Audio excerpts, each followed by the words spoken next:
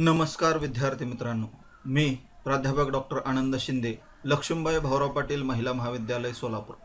विद्यार्थी मित्रांनो, माझ्या या यूट्यूब चॅनलमध्ये मी आपणा सर्वांचे सहर्ष स्वागत करतो।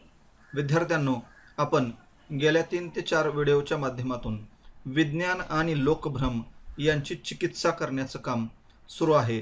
या विज्ञान आणि लोकभ्रम या टॉपिकच्या माध्यमातून, या घटकाच्या माध्यमातून आतापर्यंत आपण लोकभ्रम किंवा अंधश्रद्धा म्हणजे नेमकं काय आहेत, लोकभ्रमाची किंवा अंधश्रद्धेची अनेक उदाहरणे आपण बघितली की मांजर आडवे जाणे आणि काम न होणे, पाल अंगावर पडणे, हे अशुभ किंवा शुभ मानणे किंवा उंबऱ्यावर शिंकणे, कोंबड्या आणि बकऱ्यांचे बळी देणे, अशा अनेक प्रकारची उदाहरणं आपण बघितली की ज्या उदाहरणांच्या माध्यमातून नेमके लोकभ्रम किंवा अंधश्रद्धा या काय आहेत हे आपल्याला त्याच्या माध्यमातून समजलं असेल।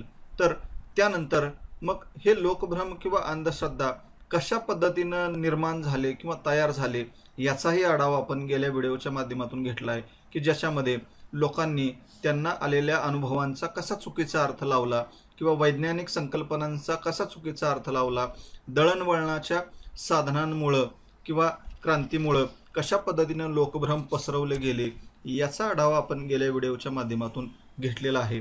आणि त्यानंतर मग आजच्या या व्हिडिओच्या माध्यमातून आपण लोकभ्रम दूर करणारे शास्त्रज्ञांची कामगिरी नेमकी कशा प्रकारची आहे, त्यांनी काय काय कार्य केलं याचा आढावा आपण घेणार आहोत।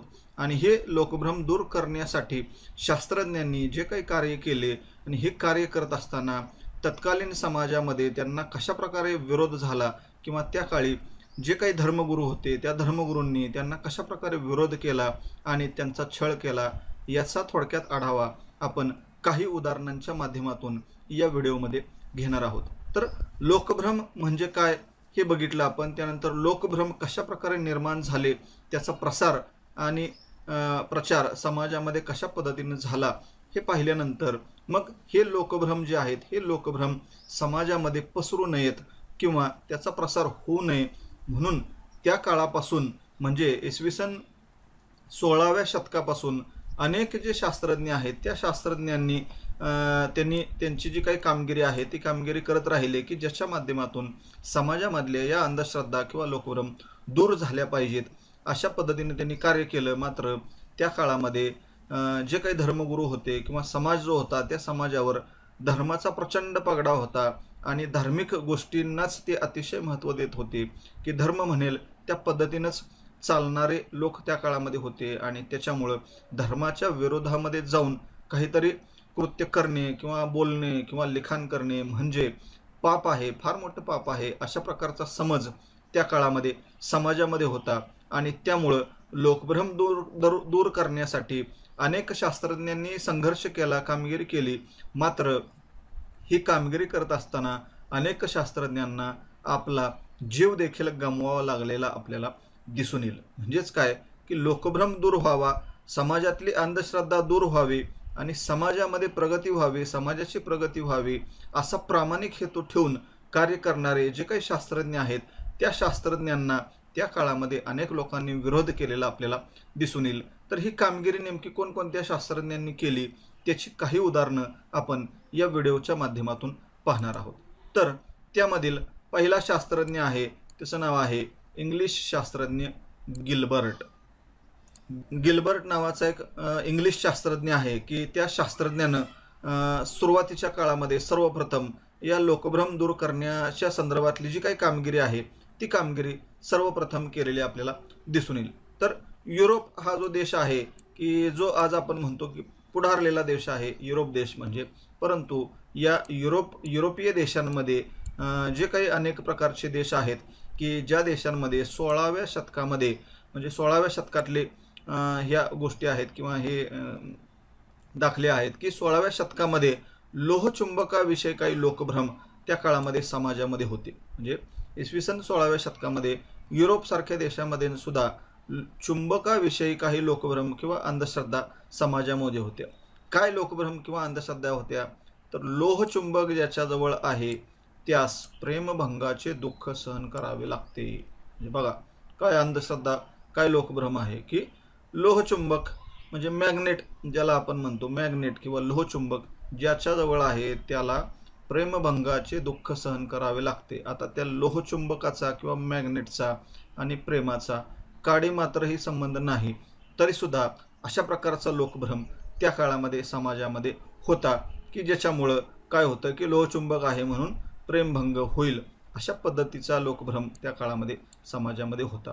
त्याचबरोबर आणखीन एक लोहचुंबकाच्या संदर्भातला लोकभ्रम होता, तो म्हणजे लोहचुंबकावर लसूण घासला तर त्याचे चुंबकत्व नष्ट होते.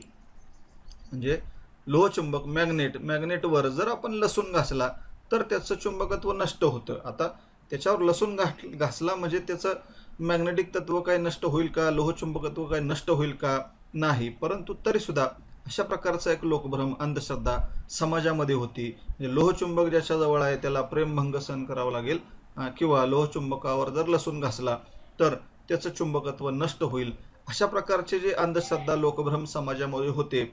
याच्या विरोधामध्ये इंग्लिश शास्त्रज्ञ गिल्बर्ट जो आहे त्या गिल्बर्टनं काय केलं की त्याच्या विरोधी मोहीम चालू केली, आघाडी चालू केली आणि या इंग्लिश शास्त्रज्ञ गिल्बर्ट याने या सर्व प्रकारच्या समजुती कशा पद्धतीनं खोट्या आहेत त्या खोडून काढल्या. म्हणजे त्यानं त्या मॅग्नेटवर, लोहचुंबकावर अनेक प्रकारचे प्रयोगशाळेमध्ये केले आणि प्रयोगाच्या माध्यमातून त्यानं हे सिद्ध करून दाखवलं की लोहचुंबकाचा आणि प्रेमभंगाचा काहीही संबंध नाही किंवा लोहचुंबकावर लसूण घासला म्हणजे त्याचं चुंबकत्व नष्ट होतं, हे सुद्धा सप्रयोग त्यानं सिद्ध करून दाखवलं.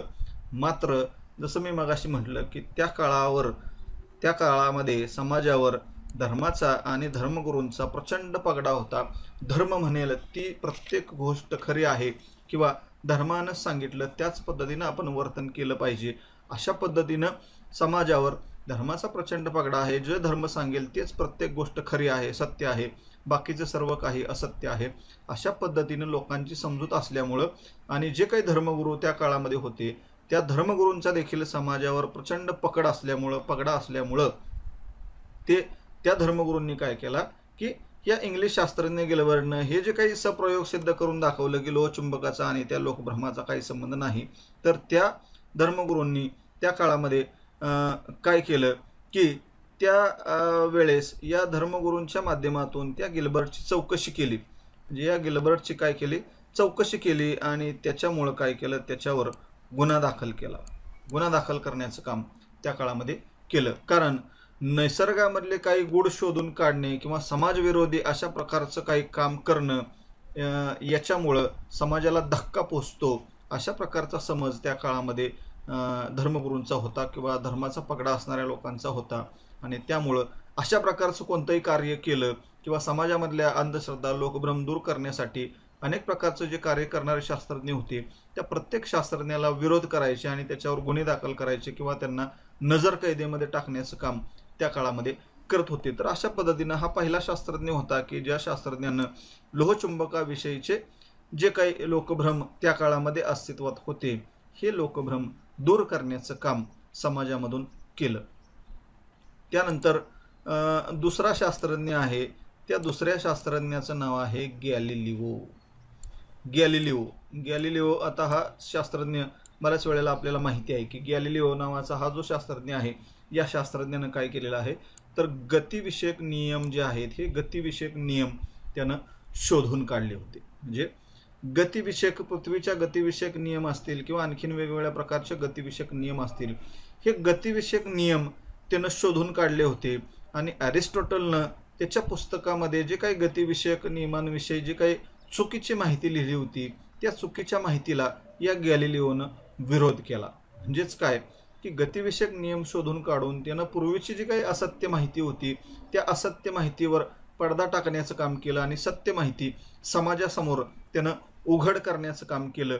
आणि त्याचबरोबर आणखीन एक कार्य काय केलं तर त्यानं दुर्बिणीच्या साहाय्याने निरीक्षण करून चंद्रावर पर्वत आणि दऱ्या आहेत अशा पद्धतीचं प्रतिपादन केलं. म्हणजे दुर्बीण जी आहे त्या दुर्बिणीच्या माध्यमातून त्यानं काय केलं की चंद्राचं निरीक्षण केलं आणि त्या चंद्रावर देखील पर्वत आणि दऱ्या आहेत अशा पद्धतीचं विधान त्यानं केलं किंवा अशा पद्धतीनं त्यानं सांगितलं. आणि हे अशा पद्धतीनं त्यानं सांगणं म्हणजे धर्मविरोधी कृत्य आहे, अशा प्रकारचा समज त्या काळामध्ये झाला. कारण चंद्र म्हणजे आपल्याला माहिती आहे की भारतामध्ये सुद्धा चंद्राला आपण चांदो मामा म्हणतो. मामा आहे आपला चंद्र, हा कोण आहे? मामा आहे. आणि त्या चंद्रावर पर्वत आणि दऱ्या आहेत, अशा प्रकारचा समज किंवा अशा प्रकारचं विधान त्या 16व्या शतकामध्ये करणं, 17व्या शतकामध्ये करणं म्हणजे फार मोठा गुन्हा होता. आणि हा गुन्हा या गॅलिलिओनं केला. कारण चंद्र हा देव आहे किंवा त्याच्यावर तो मामा आहे आपला किंवा त्याच्यावर अशा प्रकारे कुठल्याही गोष्टी घडत नाहीत, अशा पद्धतीचा जो काही समज त्या काळामध्ये लोकांमध्ये होता, तो गैरसमज दूर करण्याचं काम या गॅलिलिओनं केलं. मात्र त्याचं हे जे काही कृत्य आहे ते काय केलं? धर्मबाह्य ठरवलं, धर्माच्या विरोधी अशा प्रकारचं हे कृत्य त्यानं केलंय, अशा पद्धतीने धर्मगुरूंनी सांगितलं. आणि काय केलं की या गुन्ह्याबद्दल त्याची काय झाली? धर्मगुरूंकडून चौकशी झाली, चौकशी करण्यात आली. म्हणजे जसं आजकाल आपण अनेक वेळेला काही कृती घडली की चौकशी समित्या नेमतो, तशाच पद्धतीनं त्या काळामध्ये अशा प्रकारचं कृत्य त्या गॅलिलिओनं केल्यामुळं त्याला काय केलं? धर्मगुरूंच्या मार्फत त्याची चौकशी झाली आणि त्याला काय केलं? गुन्हेगार समजण्यात आलं किंवा पापी ठरवण्यात आलं. म्हणजे गुन्हेगार आणि पापी ठरवण्याचं काम त्या काळामध्ये त्याला झालं. म्हणजे चौकशी झाली आणि चौकशीमध्ये त्यानं अशा प्रकारचं विधान करणं म्हणजे तो गुन्हा केला त्यानं, आणि म्हणून त्याला पापी समजण्यात आलं. कारण देवाच्या परमेश्वराच्या विरोधामध्ये अशा पद्धतीचं त्यानं विधान केलं आणि म्हणून तो कोण आहे? पापी आहे, अशा पद्धतीनं त्याला समजलं. आणि काय झालं की त्याला गुन्हेगार समजून त्याला नजर कैदेमध्ये टाकलं. म्हणजे त्याला जेलमध्ये नेऊन टाकलं आणि नजर कैदेमध्ये ठेवलं. म्हणजे 17व्या वर्षी, म्हणजे 70 वर्षाचा हा शास्त्रज्ञ होता की 17व्या वर्षी त्याच्या वाट्याला अशा प्रकारचं दुर्भाग्य यावं, ही शोकांतिकाच आहे. म्हणजे ज्या शास्त्रज्ञांनी काय केलं की समाजामधली लोकभ्रम, अंधश्रद्धा दूर व्हाव्यात म्हणून प्रयत्न केले, त्यांनी हे गतिविषयक नियम शोधून काढले किंवा दुर्बिणीच्या साहाय्यानं चंद्रावर पर्वतदऱ्या आहेत अशा प्रकारचं सत्य शोधून काढलं, बाहेर काढलं. मात्र हे सत्य शोधून काढणारेच जे शास्त्रज्ञ आहेत त्या शास्त्रज्ञांनाच अशा प्रकारचा त्रास त्या काळामध्ये धर्मगुरूंकडून झाला. आणि या गॅलिलिओला सुद्धा त्या काळामध्ये नजर कैदेमध्ये टाकलेला आपल्याला दिसून येईल. त्यानंतर पुढील तिसरा शास्त्रज्ञ आहे, त्या तिसऱ्या शास्त्रज्ञाचं नाव आहे कोपर्निकस. म्हणजे कोपर्निकस नावाचा पुढचा शास्त्रज्ञ आहे, वैज्ञानिक आहे, की ज्या शास्त्रज्ञानं, वैज्ञानिकानं काय केलं तर एक महत्त्वपूर्ण गोष्ट त्यानं शोधून काढली. कुठली महत्त्वपूर्ण गोष्ट शोधून काढली? तर विश्वाचा सूर्यमध्य सिद्धांत त्यानं मांडला. विश्वाचा सूर्यमध्य सिद्धांत जो आहे, हा सूर्यमध्य सिद्धांत त्यानं मांडला की फार महत्त्वपूर्ण सिद्धांत आहे. खगोलशास्त्रामधील अतिशय महत्त्वपूर्ण सिद्धांत आहे की ज्या सिद्धांताच्या आधारावरच भविष्यामध्ये मग चंद्रग्रहण असेल, सूर्यग्रहण असेल किंवा किती तारे आहेत, किती ग्रह आहेत, यासारखे संशोधनं जे आहेत हे नंतरच्या काळामध्ये या सूर्यमध्य सिद्धांतावरच आधारित नंतरच्या काळामध्ये झाली. म्हणजे त्या काळामध्ये 16व्या 17व्या शतकामध्ये लोकांच्या मध्ये काय समज होता की पृथ्वी ही मध्यभागी आहे, पृथ्वी मध्यभागी आहे आणि सूर्य तिच्या भोवती फिरतोय. पृथ्वी केंद्रस्थानी आहे, पृथ्वी स्थिर आहे आणि सूर्य जो आहे तो सूर्य त्या पृथ्वीच्या भोवती फिरतो. अशा प्रकारचा समज किंवा अशा प्रकारची कल्पना लोकांच्या मनामध्ये त्या काळामध्ये होती, धर्मगुरूंच्या मनामध्ये अशा प्रकारची कल्पना होती. मात्र हा जो गैरसमज आहे, हा जो लोकभ्रम आहे, अंधश्रद्धा आहे, ही अंधश्रद्धा खोडून काढण्याचं काम कोणी केलं तर कोपर्निकस या शास्त्रज्ञानं केलं. आणि त्यानं असं सत्य बाहेर काढलं की पृथ्वी मध्यभागी नसून कोण मध्यभागी आहे? सूर्य मध्यभागी आहे, सूर्य मध्यभागी आहे आणि पृथ्वी सूर्याभोवती फिरते. सूर्य मध्यभागी असून पृथ्वी सूर्याभोवती फिरते, अशा पद्धतीचं सत्य त्यानं शोधून काढलं. आणि जो काही गैरसमज, लोकभ्रम, अंधश्रद्धा त्या पृथ्वी आणि सूर्याच्या संदर्भातली होती ती त्यानं नष्ट केली किंवा सत्य जगासमोर मांडण्याचा प्रयत्न केला. त्यानं आपल्या ग्रंथामध्ये सुद्धा हे लिहिलं. मात्र हा जो काही ग्रंथ आहे, हा ग्रंथ आपल्या मृत्यूनंतर प्रसिद्ध करावा असं त्याला वाटलं. म्हणजे किती भीती मनामध्ये लोकांच्या बसली होती बघा. शास्त्रज्ञांनी सुद्धा अनेक प्रकारचे शोध लावले, सत्य जगासमोर आणलं, परंतु हे सत्य लोकांच्या समोर मांडण्यासाठी त्यांच्या मनामध्ये फार प्रचंड भीती होती. का तर त्या काळामध्ये समाजावर धर्माचा फार मोठा पगडा होता, धर्मगुरूंचा फार मोठा प्रभाव होता आणि अशा प्रकारचं कार्य आपण केलं, अशा प्रकारचं कृत्य केलं, म्हणजे जसं गॅलिलिओला नजर कैदेमध्ये टाकलं, त्याला पापी ठरवण्यात आलं, गुन्हेगार ठरवण्यात आलं, तशा पद्धतीनं मला पण गुन्हेगार ठरवतील आणि मला पण नजर कैदेमध्ये टाकतील, अशा प्रकारची भीती या कोपर्निकसच्या मनामध्ये निर्माण झाली. आणि त्यामुळे त्यानं सांगितलं की हे जरी सत्य असलं की पृथ्वी ही सूर्याभोवती फिरते किंवा पृथ्वी मध्यभागी नसून सूर्य मध्यभागी आहे आणि पृथ्वी त्याच्या भोवती फिरते, हे सत्यच आहे. परंतु हे सत्य माझ्या ग्रंथामध्ये मी जे काही मांडलेलं आहे, हा माझा ग्रंथ माझ्या मृत्यूनंतर प्रसिद्ध झाला पाहिजे. कारण हे सत्य जर आता उजेडामध्ये आलं तर कदाचित धर्मगुरू काय करतील, परत माझ्यावर पण गुन्हा दाखल करून माझ्यावर पण कार्यवाही करतील. म्हणून हे सत्य काय झालं पाहिजे, हा ग्रंथ माझ्या मृत्यूनंतर प्रसिद्ध झाला पाहिजे, अशा प्रकारे त्यानं प्रतिपादन केलं. म्हणजे धर्मगुरूंच्या दृष्टीनं हे फार मोठ्या प्रकारचं पाप होतं आणि हे पाप जर मी केलं तर माझ्या विरोधामध्ये कार्यवाही होईल, अशा प्रकारची भीती त्याच्या मनामध्ये असल्यामुळं त्यानं काय केलं की हा ग्रंथ त्याच्या मृत्यूनंतर प्रसिद्ध झाला पाहिजे, अशा पद्धतीनं त्याला वाटलं. म्हणजेच अनेक जे शास्त्रज्ञ आहेत त्या शास्त्रज्ञांनी समाजातील लोकभ्रम दूर करण्याचा प्रयत्न केला, मात्र फार त्रास जो आहे तो त्रास त्यांना त्या काळामध्ये सोसावा लागला. त्यानंतर 4 नंबरचा जो मग शास्त्रज्ञ आहे तो शास्त्रज्ञ आहे ब्रुनो नावाचा शास्त्रज्ञ आहे.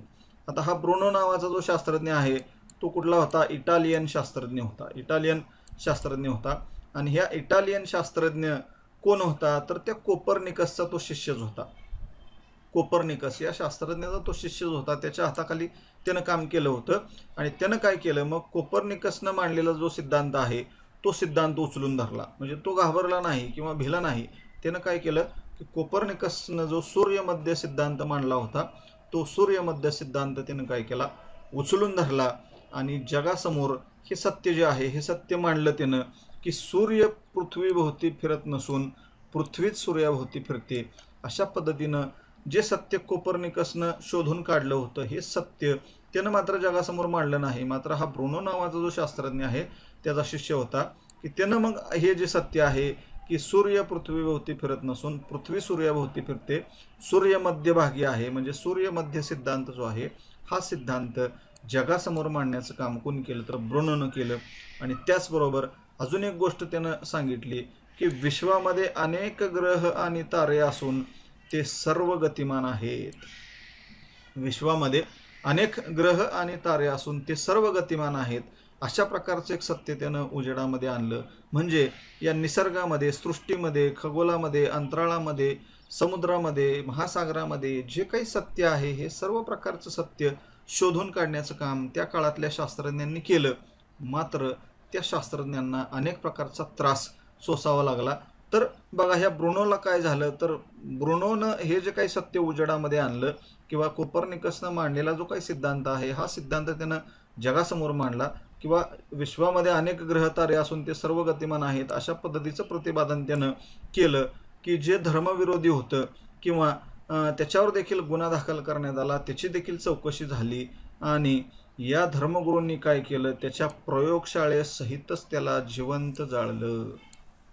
म्हणजे ब्रुनोसारख्या शास्त्रज्ञाला काय केलं, त्याच्या प्रयोगशाळेसहित त्याला जिवंत जाळून टाकलं. म्हणजे केवढा मोठा गुन्हा त्यानं केलाय, अशा पद्धतीचा आभास समाजामध्ये निर्माण केला. म्हणजे खरी माहिती उजेडामध्ये आणणं हे सुद्धा त्या काळी पाप समजलं गेलं आणि त्या ब्रुनोला प्रयोगशाळेसहित जिवंत जाळून टाकलं. म्हणजे एवढं मोठं दुःख या ब्रुनोच्या वाट्याला आलं. म्हणजे समाजामधून लोकभ्रम, अंधश्रद्धा दूर व्हाव्यात म्हणून अनेक शास्त्रज्ञांनी काम केलं, मात्र त्यांच्या वाट्याला अशा प्रकारची अवहेलना जी आहे अवहेलना आली आणि त्याला स्वतःचा प्राण देखील गमवावा लागला. त्यानंतर पुढील शास्त्रज्ञ आहे 5 नंबरचा, त्याचं नाव आहे हार्वे नावाचा एक शास्त्रज्ञ आहे की ज्या हार्वेनं काय केलं की रक्ताभिसरण संस्थेचा शोध लावला. रक्ताभिसरण संस्था किंवा रुधिराभिसरणाचा शोध लावला की आपल्या शरीरामध्ये अशा प्रकारची एक संस्था आहे, रक्ताभिसरण संस्था आहे. आणि त्या रक्ताभिसरण संस्थेचं कार्य काय आहे की आपल्या शरीरामधल्या प्रत्येक अवयवापर्यंत रक्त पोहोचवणं किंवा रक्त शुद्ध करणं यासारखं जे कार्य आहे हे कार्य या संस्थेच्या मार्फत केलं जातं. मात्र अशा पद्धतीचा सुद्धा जो शोध आहे हा शोध सुद्धा त्यानं लावला आणि जगासमोर मांडला.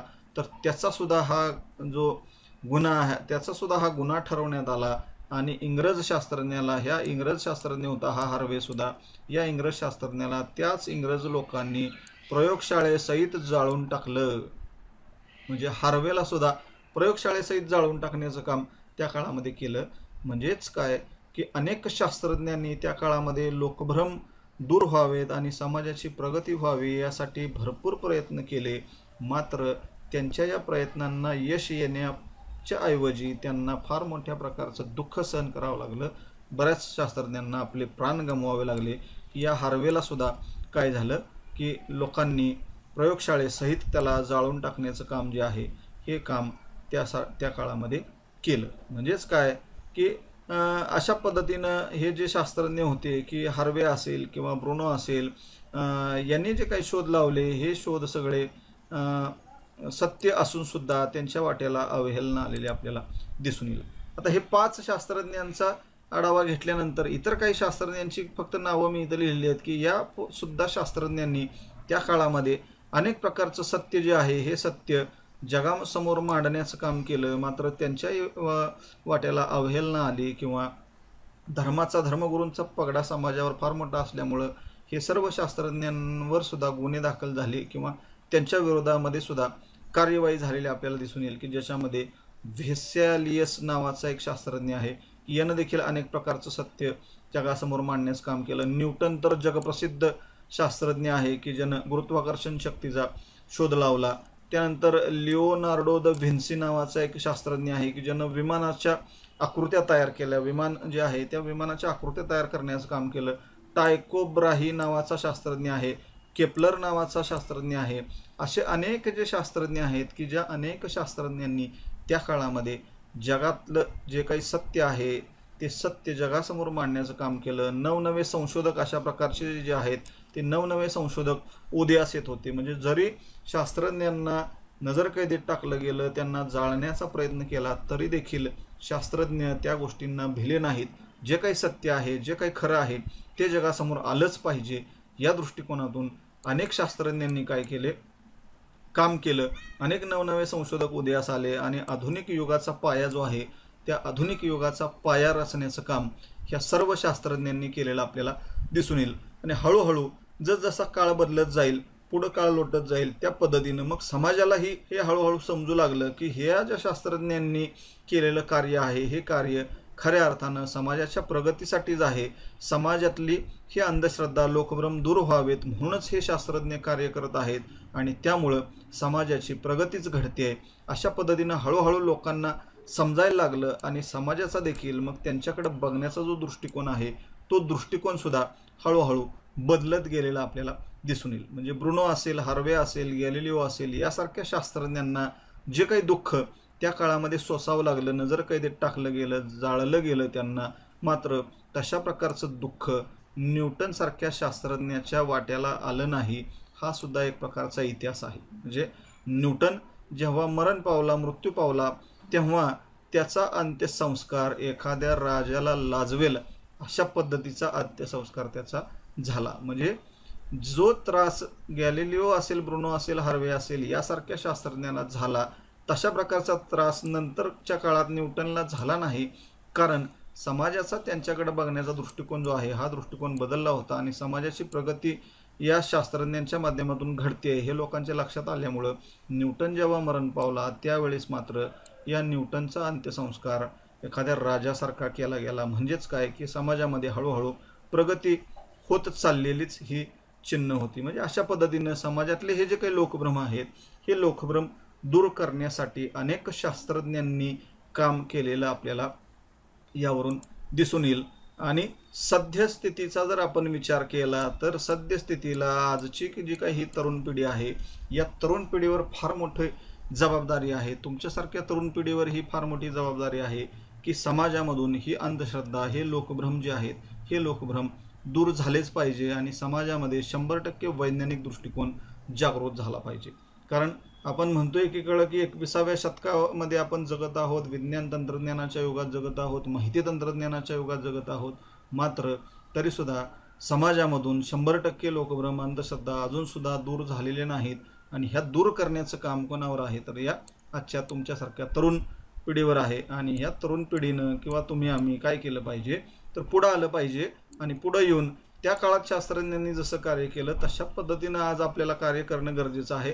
आज काय कोण आपल्याला फाशी देणार नाही किंवा आपल्या विरोधी कोणी कार्य करणार नाही, कारण तेवढा पगडा जो समाजावर होता तेवढा पगडा आज राहिलेला नाही. आणि त्यामुळं ह्या विज्ञानाचा प्रसार आणि प्रचार करण्याचं काम या तरुण पिढीच्या माध्यमातून आपल्याला करावं लागेल. तेव्हाच ह्या समाजातले अंधश्रद्धा आणि लोकभ्रम दूर होतील. मागच्या व्हिडिओमध्ये जसं आपण उदाहरण सांगितलं होतं की पूर्वीच्या काळामध्ये देवदेवतांची चित्र असलेले पत्रक आपल्या घरामध्ये येऊन पडायचे आणि आपल्याला सांगितलं जायचं की ह्याची 100 पत्रकं तुम्ही पुढं वाटा, नाहीतर तुम्हाला त्रास सोसावा लागेल आणि हे पत्रक वाटलं तर तुम्हाला समृद्धी मिळेल. हेच चित्र आज केवळ मोबाईलच्या माध्यमातून येत आहे. म्हणजे साधन बदललं, मोबाईलमध्ये हेच चित्र येत आहेत आणि हे चित्र तुम्ही 10 जणांना फॉरवर्ड करा, तुमची समृद्धी होईल, चांगलं होईल. नाहीच फॉरवर्ड केलं तर तुम्हाला त्रास सोसावा लागेल.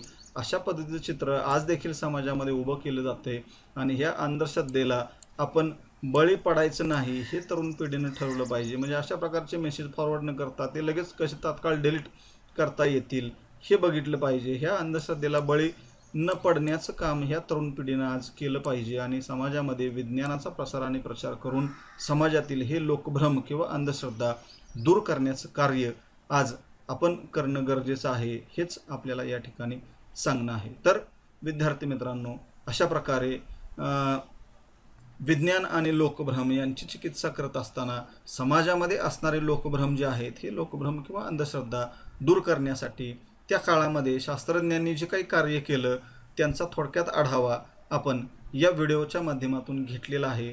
हा व्हिडिओ जर तुम्हाला आवडला असेल तर नक्कीच याला लाईक आणि शेअर करायला विसरू नका. धन्यवाद.